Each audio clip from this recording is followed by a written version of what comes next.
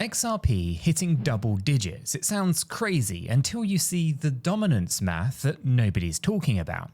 So wait until you hear how a single kind of chart convinced me that $10 is just the warm-up. So picture this, right? I'm sipping my morning coffee, casually scrolling through the markets, and I nearly choke because XRP's flirting with that old January 2025 high around $3 and some change. Deja vu, right? Well, here's the twist, right? Back in January of 2018, when XRP blasted up to $3.84, it controlled more than 31% of the entire crypto pie. Today, we're barely at 5%. Same neighborhood on the price chart. Totally different planet in terms of market share. So that gap is like having the exact same pizza slice, but suddenly discovering the slice now feeds 6 times as many people. Something's gotta give, and if that slice can grow back to its old size, well, we're talking toppings for days. Now, before we unpack those toppings, here's a quick heads up. If you want to nerd out on these moves in real time, hop into our free crypto Discord. There's an invite waiting for you in the description down below. It is where I drop the screenshots that don't make it into the videos, we swap trade ideas with the community, and yes, we meme out about those inevitable XRP rollercoaster dips. And if you're looking for a fresh trading home that actually rewards your hustle, check out the Blowfin exchange via the link below. The low fees, slick interface, and they've been showering early users with promos. So I opened up a small test account, loved the feels, and now, it's kind of where I'm routing most of my XRP orders. Now, because why not ride the next wave with an exchange that's, well, still hungry? All right, showtime. So that moment when a single tweet yanks you down the rabbit hole. Now for me, that was at DK64 Trades. Now he drops the chart comparing dominance from 2018 to now. Now in 2018, XRP owned nearly a third of all crypto market cap. So let that sink in. Yet the price, remember, is just $3.84. Fast forward to January of 2025, prices knock on and the old ceiling at $3.34. But market share? Well, that's a measly 5%. Basically, he says, if history rhymes and XRP even flirts with its old chunk of the pie, well, we're looking at $1 trillion market cap, right? You can do the napkin math here, right? The current supply slapped on that valuation lands you at around $17.80 per coin. That's nearly 6 times from where we are trading today. And that's his conservative, right? It'll happen while I'm still finishing this latte kind of scenario. Naturally, I'm a skeptic, so I start pulling up more charts. That's where, Sistine research comes in, right? They're calling for dominance somewhere between 12 and 32%. The low end of their range is triple, where we stand. And the high end basically replays the 2018 glory days. Now, we're not even hanging their hat on some kind of moonshot supply squeeze. It's just a rotation of capital once Bitcoin's mammoth run cools off. Now remember, Bitcoin's kind of hogging more than 62% of the sandbox right now. So when those kind of big wallets take profits, they're rarely cashing out to fiat immediately. They go shopping in altcoin land. And history kind of shows XRP is one of their favorite impulsive buys. But let's be real, dominance stats feel abstract. Right? And so I ask myself, how does this play out in a portfolio that I can actually feel, right? Imagine you've got $1,000 bag of XRP at $2, right? If Sistine's kind of middle ground thesis of, let's say, 20% dominance comes true, that bag could swell to 7,000 or 8,000 with 0 additional capital, right? Could it overshoot? Absolutely, right? Crypto loves overshooting. So could it kind of faceplant?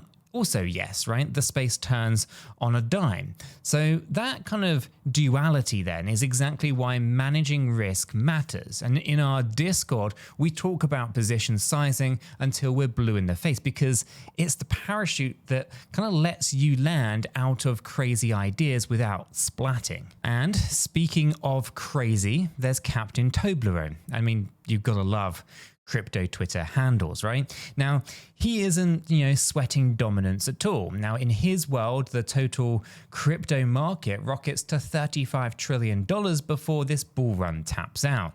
Even if XRP's slice shrunk to just 3.5%, that is still a $1.25 trillion market cap, translating to roughly $22 per XRP.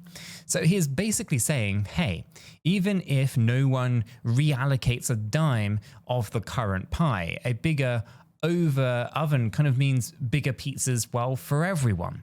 Toss in his kind of prediction that Bitcoin dominance could crash to 17%. Yep, that's 1.7.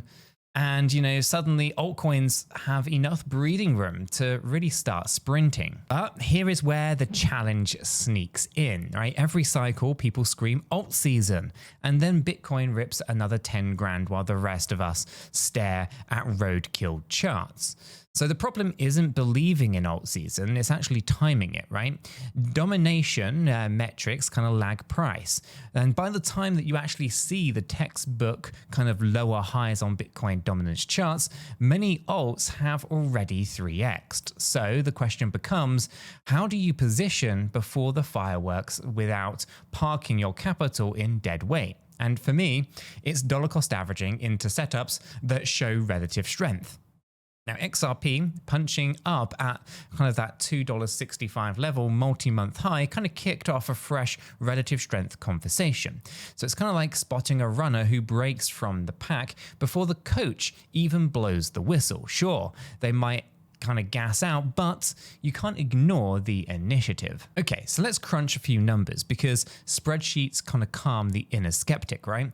Total crypto market cap currently sits at around $3.3 trillion. If, XRP's dominance kind of trebles to 15%, that is a $500 billion market cap. Divide that by the circulating supply and let's give or take a few 55 billion coins. And, you're kind of staring at roughly $9. Now that's the kind of middle lane, no crazy traffic, everyone kind of obeys the speed limit kind of scenario. But if you push dominance to the upper kind of Sistine range, call it 30%, and you smash past $18 a coin without breaking a sweat. Now, fold in Captain 𝗕𝗪𝗪𝗀𝗧𝗏's supersized market projection and you're eyeballing $30 plus. Now, I can practically hear keyboards clacking in the comment section already. Bro, that's impossible. The SEC will never let it fly. Banks hate XRP and maybe, right? Regulation is, of course, a lifelong plot twist of crypto, but dominance is a kind of crowd psychology metric more than a kind of compliance metric. Money flows where money feels underrepresented, and XRP's six-fold dominance gap is a neon sign screaming underrepresented. Okay, so let me slide into a real world kind of analogy, right? Think of the entire crypto market as a massive music festival, right? Bitcoin is the headliner, hogging both the main stage and the merch tables. XRP used to be the surprise act that stole the afternoon slot back in 2018, pulling a third of the crowd away for an hour. Somehow in 2025, it's performing on an kind of indie side stage with 5% of the audience, even though the band's playing the exact same hit single. Now, if the festival doubles in size and the organizers give our indie band a kind of slightly larger stage, say 15% of attendees, well, the crowd in front triples. So give them the main stage again, and you can't even see the food trucks over the sea of bodies. That is dominance in a nutshell. Okay, so now for the part that everybody secretly watches crypto YouTube for, the what am I doing with my bags confession, right? For full transparency, I'm layering in buys on every healthy pullback, but I'm also refusing to marry my bags, right? I set staggered sell orders starting at around $8, right? Another batch at $12 and a moonshot runner around $20 simply because I like round numbers. And if the market yeets past everything and taps the kind of captain's kind of Toblerone's dream at $22 or higher, I'll happily sell another chunk and then huddle with the Discord crew over where to redeploy profits. Now, could I miss the absolute top? Definitely, but you do only need to kind of catch the middle 60% of a move to change your entire year. And speaking of catching moves, Blowfin's advanced order types saved my bacon last week when a wick tried to liquidate half the market. Right, their stop limits executed like butter while other exchanges wheezed. And they're still toasting welcome bonuses at new traders. So if you haven't opened an account yet, there's a link chilling in the description down below. Do your homework. But I'm vibing with their approach right now. Okay, so back to the big picture. Do you remember 𝗕𝗓𝗪𝗓? Here's the one who's waving a little flag that says take profits between 12 and 19% dominance. Now that's the adult in the room reminding us that greed is not an exit strategy. Now historically, XRP has these euphoric kind of blow off tops where everyone on Twitter suddenly adds XRP army to their bio. And right now, or at least right when you kind of think that Lambos become legal tender, price will retrace 70%. So we've seen this movie before, right? We know the ending. Harvest when the market hands you the kind of fruit before crypto storms roll in fast. Now, I would be kicking myself if I didn't talk about the risk, right? The entire dominance thesis, assumes the broader crypto market cap at least holds steady, right? A macro rug, Fed rate spike, black swan hack, regulatory kind of sledgehammer could slash every projection that we've just geeked out over. That's why I keep dry powder. It's also why I diversify among narratives, AI tokens, gaming plays, layer 2s, and yes, a boring kind of slug of Bitcoin because, sometimes the tortoise wins the race. The key is staying emotionally nimble. If XRP dominance goes sideways for another 6 months, I won't sulk. I'll reassess. The market owes us absolutely nothing. Okay, so let's zoom out for a second, right? Crypto in 2025 isn't the same playground that it was in 2018. We have spot Bitcoin ETFs sucking in pension fund money, sovereign states flirting with on-chain reserves, and major payment giants integrating stablecoins. Liquidity floods in through channels that we haven't even really imagined during the last alt season.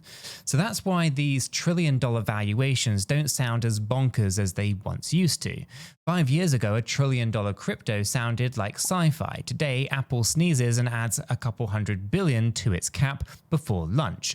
Context, of course, here matters. It's also quite important to understand that maybe we're looking at dominance through the wrong lens. Maybe we shouldn't pay attention to Bitcoin dominance anymore, with it being stock market money and that's unlikely to flow into altcoins.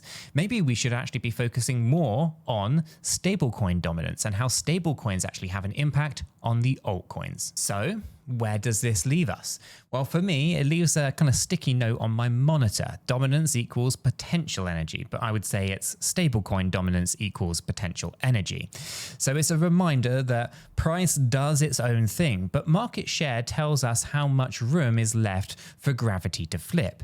If XRP starts clawing back even half of the territory that it commanded back in 2018, while the whole space balloons, well, those double-digit candles kind of stop looking like hopium and start looking like simple math. And by the way, if you want an early ping when dominance does indeed shift, plant yourself in our Discord server. It's completely free, it's spicy, and no, we don't spam you with endless when moon emojis through, the Discord. There's actually a healthy amount of gifts when candles go vertical, right? And link is, of course, in the description down below. And don't forget, right, check out Blowfin as well while the sign-up perks are still live. Early birds, of course, worms, you kind of know the drill.